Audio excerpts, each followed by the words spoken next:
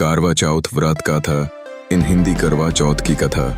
आइए पढ़ते हैं करवा चौथ की कहानी। बहुत समय पहले की बात है। एक साहूकार के 7 बेटे और उनकी एक बहन करवा थी। सभी सातों भाई अपनी बहन से बहुत प्यार करते थे, यहाँ तक कि वे पहले उसे खाना खिलाते और बाद में स्वयं खाते थे। एक बार उनकी बहन ससुराल से मायके आई हुई थी।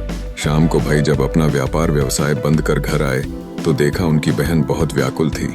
सभी भाई खाना खाने बैठे और अपनी बहन से भी खाने का आग्रह करने लगे, लेकिन बहन ने बताया कि उसका आज करवा चौथ का निर्जल व्रत है और वह खाना सिर्फ चंद्रमा को देखकर उसे अर्घ्य देकर ही खा सकती है।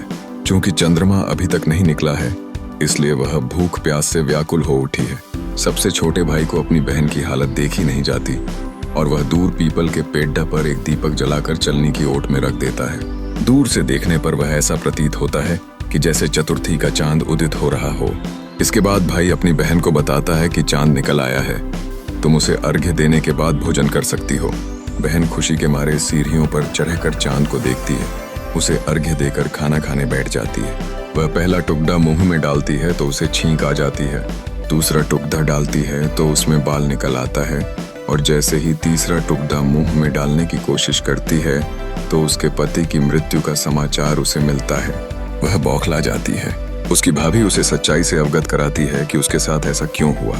करवा चौथ का व्रत गलत तरीके से टूटने के कारण देवता उससे नाराज हो गए हैं और उन्होंने ऐसा किया है। सच्चाई जानने के बाद करवा निश्चय करती है कि वह अपने पति का अंतिम संस्कार नहीं होने देगी और अपने सतीत्व से उन्हें पुनर्जीवन दिलाकर रहेगी। वह पूरे 1 साल तक अपने पति के शव के पास बैठी रहती है, उसकी देखभाल करती है। उसके ऊपर उगने वाली सुई नुमा घास को वह एकत्रित करती जाती है।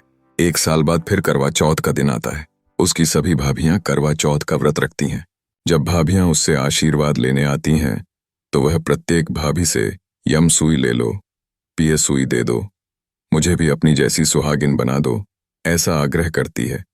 लेकिन हर बार भाभी उसे अगली भाभी से आग्रह करने का कह चली जाती है। इस प्रकार जब 6ठे नंबर की भाभी आती है तो करवा उससे भी यही बात दोहराती है। यह भाभी उसे बताती है कि चूंकि सबसे छोटे भाई की वजह से उसका व्रत टूटा था, अतः उसकी पत्नी में ही शक्ति है कि वह तुम्हारे पति को दोबारा जीवित कर सकती है। इसलिए जब वह आए तो तुम उसे पक DDH लेना और जब तक वह तुम्हारे पति को जिंदा न कर दे उसे नहीं छोड़ देना। ऐसा कहकर वह चली जाती है। सबसे अंत में छोटी भाभी आती है। करवा उनसे भी सुहागिन बनने का आग्रह करती है, लेकिन वह टालमटोली करने लगती है। इसे देख करवा उन्हें जोर से पग DDD लेती है और अपने सुहाग को जिंदा करने के लिए कहती है। भाभी उससे छुड़ाने के लिए नोचती है, खसोटती है, लेकिन करवा नहीं छोड़ देती है।